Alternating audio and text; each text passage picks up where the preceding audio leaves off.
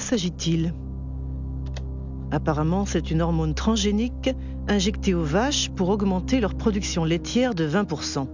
Et le moins qu'on puisse dire, c'est qu'elle ne fait pas l'unanimité. L'hormone menace notre santé. Le poison mortel. Manipulation.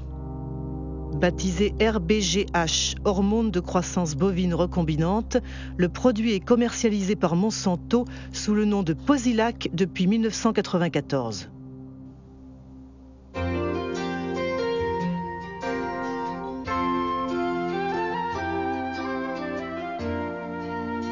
Posilac is the single most tested new product in history. You'll soon see the dramatic results Posilac can offer you. En 1985, Monsanto a déposé un dossier auprès de la FDA pour obtenir l'autorisation de mise sur le marché de Posilac. Les experts de l'agence ont analysé les essais réalisés par la firme sur des élevages expérimentaux. À la FDA, le vétérinaire en charge du dossier s'appelait Richard Burroughs. Dans une interview, il a déclaré que des officiels de l'agence ont supprimé et manipulé des données.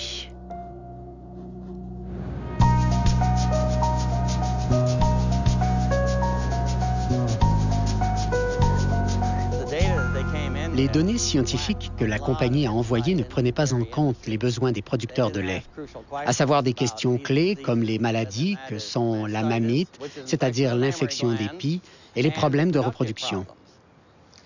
Alors quand j'ai vu que toutes ces données manquaient, j'ai dit « Hé les gars, vous devez récolter plus d'informations ». Ça les a retardés de 2 ou 3 ans. Avez-vous averti la FDA de vos préoccupations? Petit à petit, j'ai été marginalisé.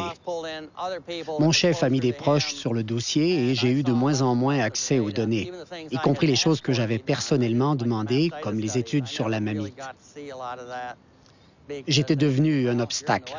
Alors, ils ont décidé de m'éliminer en me mettant au placard. Finalement, j'ai été licencié. Un jour, on m'a raccompagné à la porte et c'était fini pour moi. Est-ce que vous avez été menacé? Oui, par les avocats de Monsanto. Quand j'ai contesté mon licenciement devant la justice, ils ont dit à mon avocat qu'il me ferait un procès si je révélais des secrets de la compagnie pour ma défense. Finalement, la FDA sera condamnée à réintégrer le vétérinaire trop consciencieux qui, écœuré, finira par démissionner. Mais ce n'est pas tout. Sur Internet, on parle aussi de documents volés à la FDA et transmis au docteur Samuel Epstein, qui dirige la coalition pour la prévention du cancer.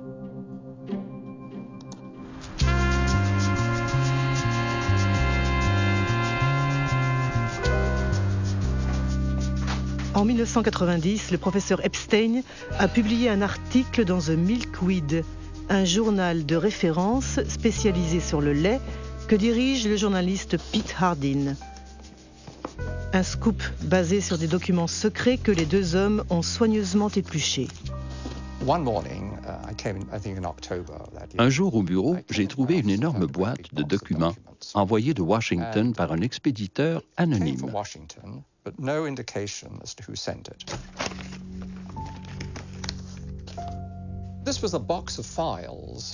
Cette boîte contenait toutes les données des études vétérinaires que Monsanto avait fournies à la FDA depuis 6 ans. Un vrai bonheur. La plupart de ces documents sont des originaux, avec la mention « Informations internes et confidentielles » qui ne peuvent pas être reproduites, révélées ou envoyées à l'extérieur de la société sans autorisation. C'est exactement ce qu'un journaliste d'investigation aime rendre public.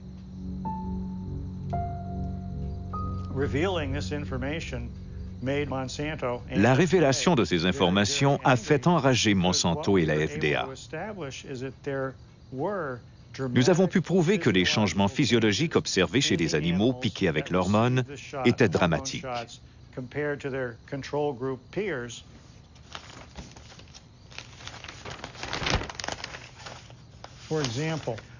Par exemple, nous voyons que les ovaires droits des vaches qui ont reçu l'hormone synthétique sont 34% plus gros, voire 42% ou 44% selon les groupes. Par ailleurs, les dossiers volés montrent qu'il y a de graves problèmes de reproduction chez les animaux qui ont été traités. The data is conclusive. We provided the data, the raw data, and summary data is peer-reviewed data not done by us to support the submission. Every health authority who has looked at bovine somatotropin has found that it is completely safe for consumers. Pour Monsanto, non seulement l'hormone ne pose aucun problème, mais elle présente même des bénéfices pour le consommateur. Comme la composition chimique du lait n'est pas altérée par l'usage du Posilac, ses propriétés et son goût ne changent pas.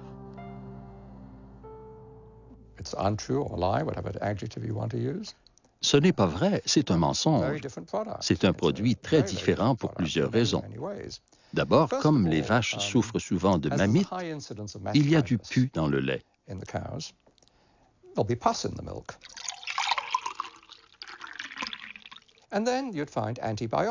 De plus, à cause du traitement des mammites, on trouve une grande quantité d'antibiotiques dans le lait.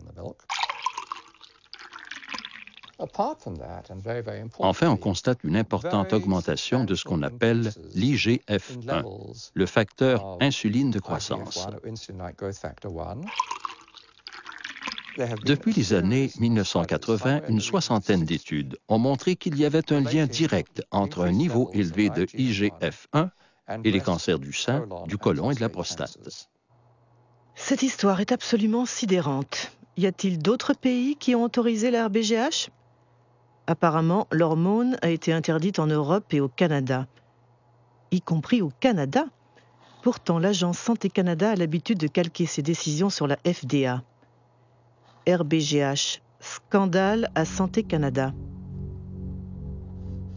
Monsanto accusé de tentative de corruption. En octobre 1998, 3 scientifiques de Santé Canada ont témoigné devant une commission sénatoriale pour s'opposer à la mise sur le marché de l'hormone transgénique. L'affaire a été déclenchée par le docteur Shiv Chopra, qui est ce qu'on appelle en anglais un whistleblower, disons un lanceur d'alerte.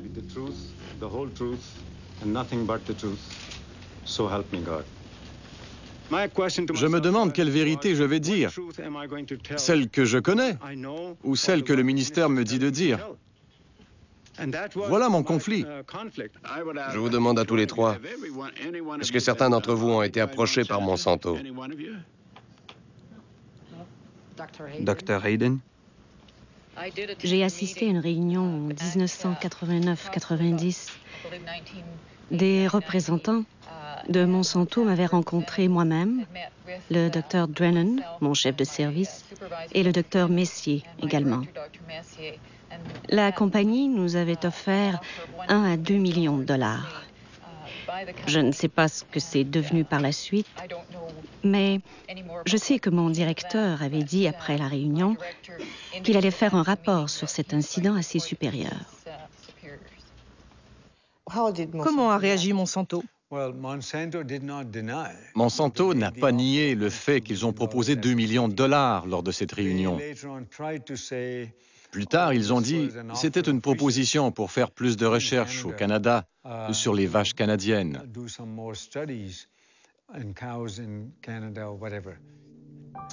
En tout cas, le résultat, c'est que l'hormone transgénique n'a pas été autorisée au Canada. À la suite des révélations canadiennes, le Parlement européen l'a banni pour toujours. Puis, tout d'un coup, Margaret Hayden, Gérard Lambert et moi, nous avons été tous les trois congédiés pour désobéissance. Vous avez été licencié ? Oui, nous avons été licenciés et nous avons porté l'affaire en justice. Aux États-Unis, le Congrès avait également ouvert une enquête à la demande des opposants de l'hormone transgénique. Ceux-ci dénonçaient notamment l'interdiction d'étiqueter le lait selon sa provenance, qui empêche les consommateurs de choisir. Mais curieusement, l'enquête du Congrès n'a jamais abouti. milk surpluses. Bovine growth hormone, BGH, is a test of consumer acceptance of genetic engineering. In the garbage. In the garbage! The cow hormone drug. L'hormone de croissance bovine représente la première application de la biotechnologie à la production d'aliments et Monsanto est une multinationale très puissante qui a beaucoup de relations au sommet de l'État. Pour le gouvernement fédéral, le développement de la biotechnologie représentait un enjeu si important qu'il a préféré ignorer ces questions, disons subalternes, que sont la santé des vaches ou des consommateurs. La raison pour laquelle la FDA a autorisé la mise sur le marché de la RBGH, c'est que beaucoup d'anciens salariés de Monsanto occupaient des postes clés à la FDA. Ils ont rejoint l'agence pour faire homologuer le produit. C'est ce qu'on appelle les portes tournantes, avec un effet de double hélice. Les portes tournantes. Oui, les portes tournantes. Il n'y a pas qu'en agriculture qu'il y a des portes tournantes. C'est dans beaucoup de secteurs. Donald Rumsfeld était le PDG de Searle, qui était une filiale de Monsanto. L'ambassadeur américain du commerce extérieur, Mickey Cantor, a fini au conseil d'administration de Monsanto. Clarence Thomas, juge à la Cour suprême, a travaillé pour Monsanto. Monsanto Revolving Doors, en français les chaises musicales, état des lieux non exhaustif en 1999. Linda Fisher passe de l'EPA, l'agence de protection de l'environnement, à Monsanto. Michael Friedman de la FDA à Monsanto. Marcia Hale et Josh King de la Maison Blanche à Monsanto. Margaret Miller de Monsanto à la FDA. William Reichelshaus de l'EPA à Monsanto, sans oublier Michael Taylor qui a fait plusieurs fois l'aller-retour. Once your mission carried out by the FDA, you became Monsanto's vice president for public policy. Right. So there is no conflict of interest for you. No, and again, the rules are the rules, and I played within the rules. I think in terms of public acceptance, it's been one blunder after another. If you're trying to have a strategy for having the public understand and accept the new technology, having the first application of it be related to milk, which we already have more than we need, it created, it helped create a climate of suspicion. I think the idea that companies are not required in every case of a GMO to submit the product to FDA, such as is required in Europe, I think that from a public confidence, public acceptance standpoint, that's not a sufficient system. I personally have said that Congress should change the law. Congress should create a mandatory notification system that ensures that every product is looked at by FDA and that FDA makes a safety judgment about every product. Voilà ce qu'on appelle un aveu fort intéressant. Apparemment, Michael Taylor semble regretter la réglementation qu'il a signée en 1992. Qu'en pensaient les scientifiques de la FDA? Y avait-il un consensus sur la réglementation des OGM? Des documents internes montrent que l'agence a ignoré les inquiétudes de ses propres scientifiques. C'est signé Steven Drucker.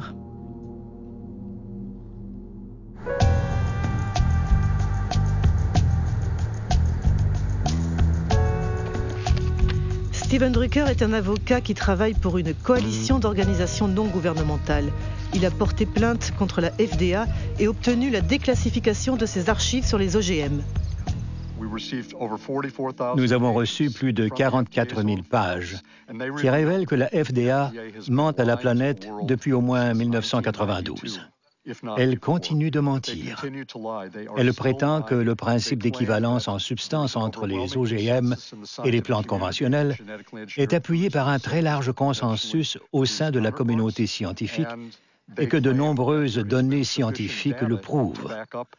Ces deux affirmations sont des mensonges flagrants.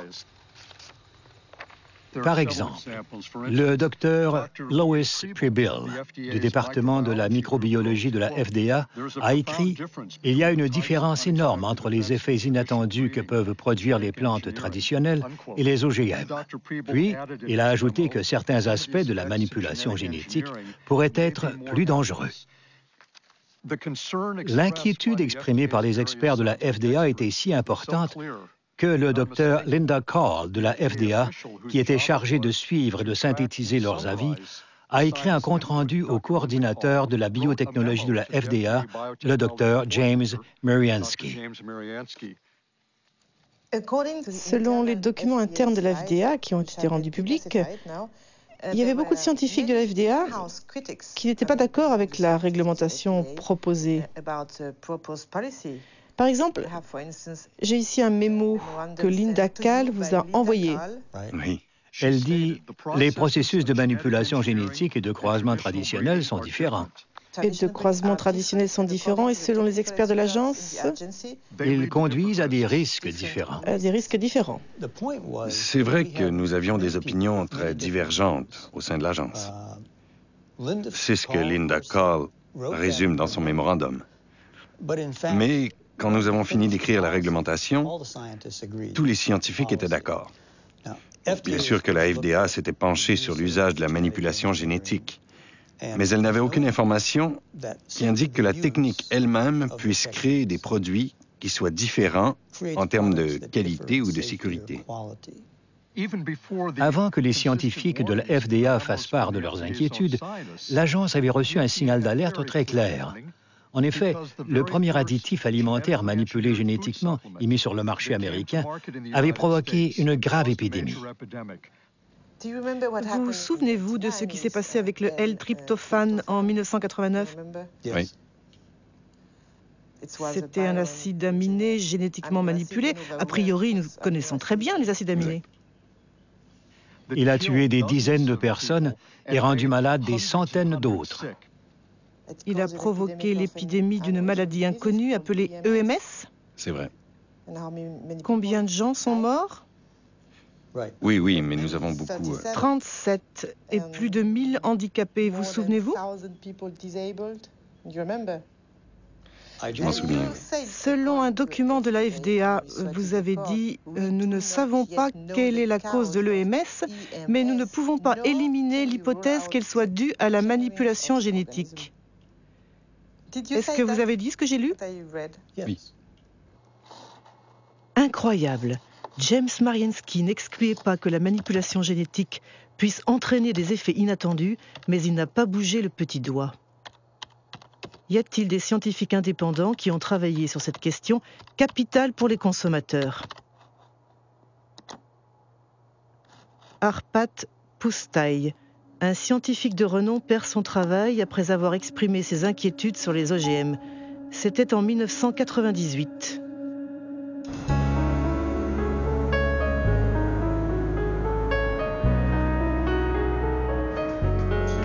Arpat Pusztai travaillait pour l'Institut Rowlett en Écosse et il avait dirigé une étude sur des pommes de terre transgéniques à la demande du ministère de l'Agriculture. Un budget de plus de 2 millions d'euros qui avait mobilisé 30 chercheurs pendant 2 ans pour préparer l'arrivée des OGM en Grande-Bretagne. Nous étions tous enthousiastes. J'étais enthousiaste. Le ministère pensait que si nous faisions cette étude en examinant tous les aspects, cela constituerait un soutien en faveur des OGM. Au moment de lancer les produits sur le marché, ils pourraient dire que le meilleur laboratoire européen de nutrition avait trouvé qu'il n'y avait pas de problème. Arpat Pusztai est spécialiste des lectines. Ce sont des protéines qui ont une fonction insecticide et protègent les plantes contre les pucerons. Les scientifiques du Rowlett Institute ont créé des pommes de terre résistantes aux pucerons dans lesquelles ils ont introduit un gène provenant d'un perce-neige qui fabrique la fameuse lectine.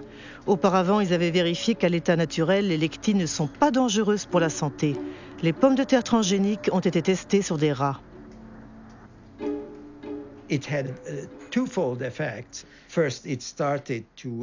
Nous avons constaté 2 effets. D'abord, une prolifération des cellules dans l'estomac, et cela n'est pas bien.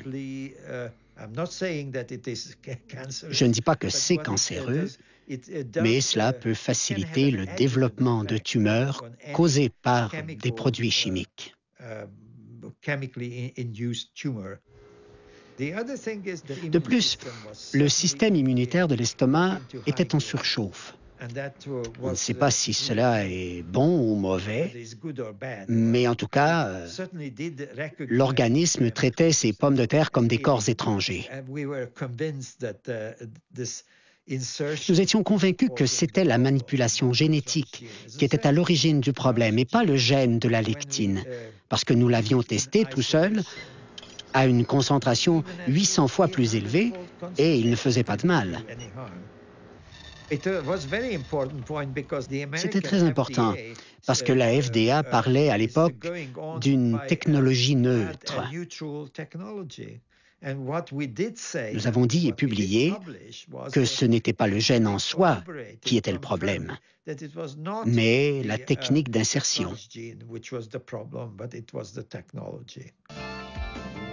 Tandis que les premières cargaisons américaines de soja transgénique arrivent en Grande-Bretagne, Arpad Pusztai donne une interview à la BBC en accord avec sa direction. As a scientist actively working on the field, I find that it's very, very unfair to use our fellow citizens as guinea pigs. Je crois qu'ils ne me pardonneront jamais d'avoir dit cela. Monsanto a tout de suite compris l'importance de nos résultats. Ils étaient déjà au courant avant la diffusion de l'interview, parce que l'Institut de la recherche agricole d'Écosse recevait beaucoup d'argent de Monsanto. Donc, ils ont très vite compris la portée de notre étude. Le lendemain de la diffusion de l'interview, Arpad Pusztai est licencié et toute son équipe de recherche dissoute. Histologue réputé, le professeur Stanley Yuen avait été chargé d'étudier l'impact des pommes de terre transgéniques sur les organes des rats. Depuis cette affaire, il n'a plus aucune illusion sur l'indépendance de la science. J'étais extrêmement en colère et très perturbé. C'était comme si le sol se dérobait sous mes pieds. Qu'est-ce qui se passe? Ils ont aussi discrédité Stanley. Ce ne fut pas seulement Arpad et moi. Stanley a été mis à la retraite d'office et à l'université, il a été discrédité. C'est vrai?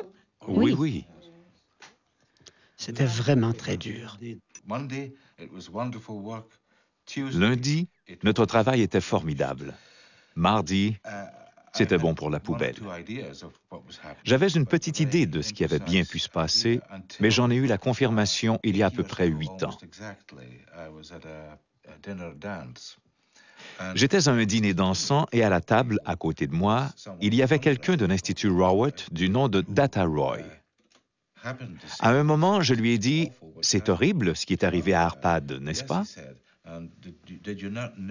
Il a répondu « Oui, mais ne savez-vous pas que Downing Street a appelé le directeur 2 fois? » Là, j'ai compris qu'il y avait eu quelque chose de supranational dans cette affaire.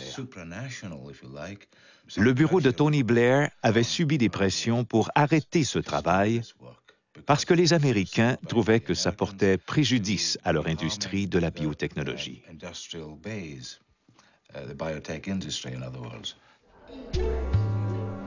L'affaire d'Arpad Pusztai a entraîné un rejet massif des OGM en Grande-Bretagne, soutenu par Greenpeace.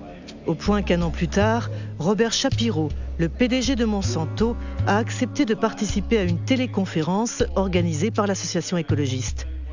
C'est finalement la seule archive filmée qui existe de l'ancien PDG, qui avait fait basculer la compagnie dans l'ère de la biotechnologie en lançant un nouveau mot d'ordre, nourriture, santé et espoir. Monsanto made huge efforts to push its products in every direction with the full support of multinational food manufacturers, retailers, communications firms, regulators, even governments.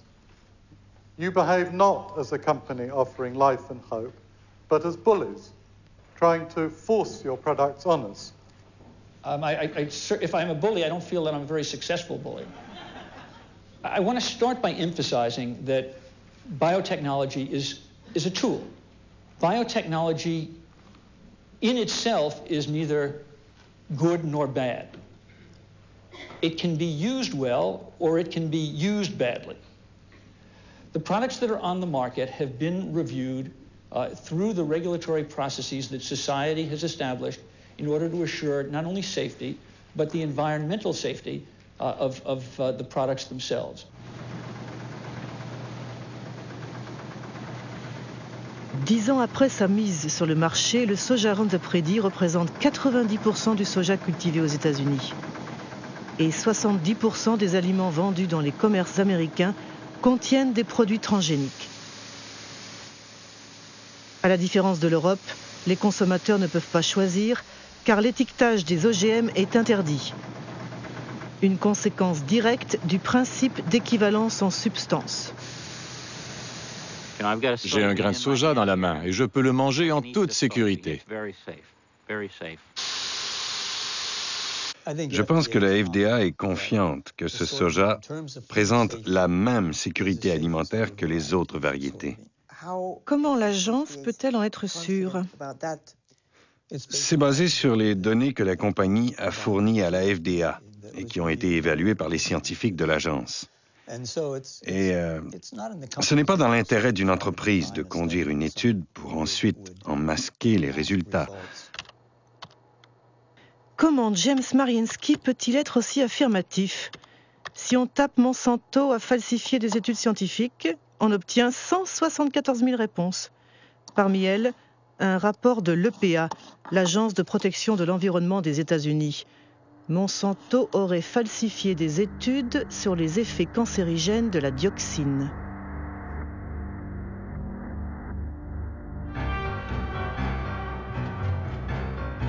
L'histoire commence à Nitro dans une usine de Monsanto qui fabrique un herbicide puissant appelé 2,4,5-T. En 1949, une explosion a provoqué des effets inattendus. 228 ouvriers ont développé une maladie très défigurante, la chloracnée. L'origine, c'est la dioxine, un sous-produit hautement toxique que contient le 2,4,5-T.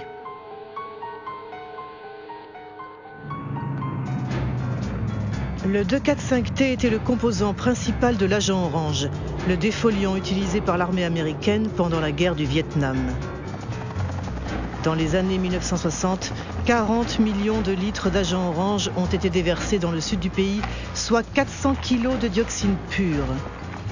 3 millions de personnes ont été contaminées, dont des milliers de soldats américains. 40 ans après la fin de la guerre, la dioxine continue de faire des victimes. On sait aujourd'hui que ce poison provoque des cancers et de graves dysfonctionnements génétiques.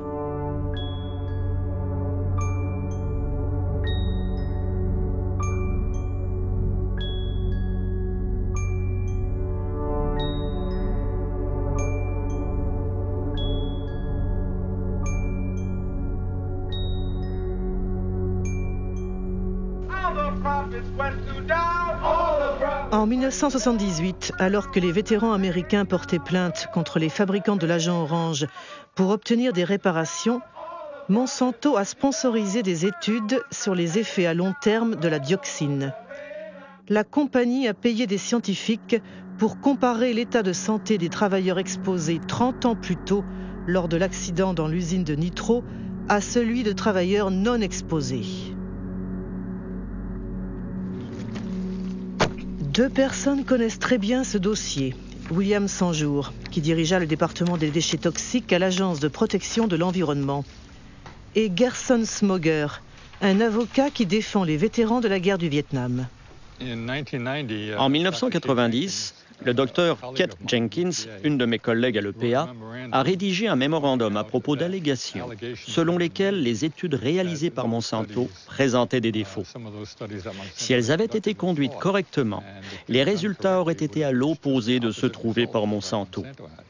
Leurs études montraient que la dioxine n'était pas cancérigène pour l'homme. Ils avaient les données des études et ils ont manipulé leur interprétation pour parvenir à la conclusion qu'ils voulaient. Une étude ne se fait jamais comme ça, jamais. Mais c'est comme ça qu'ils ont obtenu ce qu'ils voulaient. Plus tard, on a découvert qu'il y avait 5 personnes cancéreuses qui, dans une étude, avaient été enregistrées comme ayant été exposées à la dioxine. Dans l'autre étude, ces 5 mêmes personnes étaient présentées comme non exposées. En mettant ces personnes dans le groupe des non exposés, on avait l'impression qu'il y avait autant de cancers dans les 2 groupes. Donc, ils ont conclu qu'il n'y avait pas de différence. C'est ainsi que des dizaines de milliers de vétérans ont été déboutés de leur demande de réparation pour avoir été exposés à l'agent orange. Ces études ont affecté toute la réglementation aux États-Unis pendant 7 à 9 ans. Comme Kate Jenkins était une bonne scientifique et une bonne employée de l'EPA, et soit dit en passant, quelqu'un de courageux, elle a écrit un rapport au conseil scientifique de l'EPA en leur demandant de réexaminer ces 2 études pour vérifier leur méthodologie. En fait, il n'y a jamais eu d'investigation sur Monsanto. Personne n'a enquêté sur les 2 études. Personne. La seule enquête réalisée a porté sur Kate Jenkins, sur celle qui a tiré la sonnette d'alarme. Sa vie est devenue un enfer. Ils l'ont harcelée. Ils l'ont fait changer de poste. Ils l'ont persécutée. Faites-vous confiance à la firme Monsanto quand elle dit que ces OGM ne posent pas de problème pour la santé? Je ne crois pas un mot de ce que dit cette société. Tout ce qu'elle dit doit être vérifié par des personnes indépendantes, à condition que ces personnes soient compétentes et vraiment indépendantes. Eh bien, justement, pour prouver l'innocuité du soja Roundup Ready, Monsanto a réalisé une étude qui a été publiée en 1996 dans une revue scientifique de référence. Elle était censée mesurer les effets du soja transgénique sur la santé des animaux et notamment des rats. Cette étude a été soigneusement décortiquée par un scientifique danois aujourd'hui décédé et le norvégien Jan Prime. Pour moi, cette étude a peu de valeur. Elle est très décevante.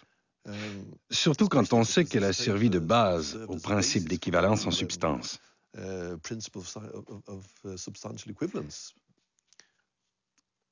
Il y a des choses surprenantes. Par exemple, cette phrase. Les études sur l'alimentation des animaux fournissent une assurance partielle qu'il n'y a pas de changement majeur.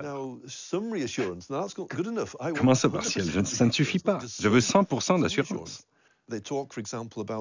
Par exemple, à la page 723, on peut lire « À part leur aspect plus marron, les foies avaient l'air normal lors de l'autopsie. » Comment peut-on dire cela sans regarder à l'intérieur du foie, ni faire des coupes avec un microscope pour voir s'il n'y a pas de différence?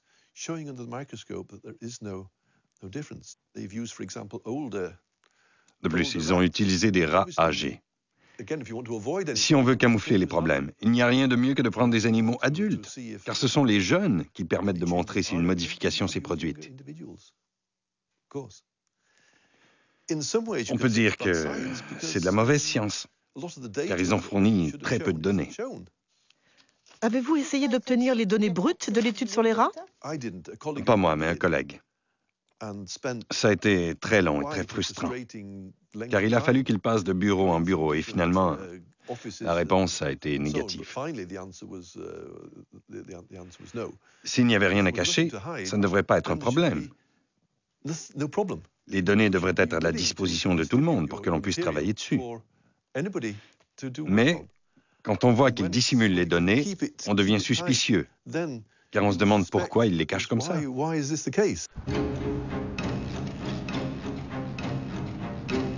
En tout cas, une chose est sûre, c'est grâce à cette étude minimaliste que les OGM de Monsanto ont envahi le monde, principalement en Amérique du Nord et du Sud, en Asie et en Australie. En 10 ans, les cultures transgéniques se sont étendues sur plus de 100 millions d'hectares. 70% sont résistantes au Roundup. Et 30% ont été manipulés génétiquement pour fabriquer un insecticide appelé BT. Depuis 2001, la compagnie publie un document intitulé The Pledge, la promesse, une sorte de charte éthique où elle tente de répondre à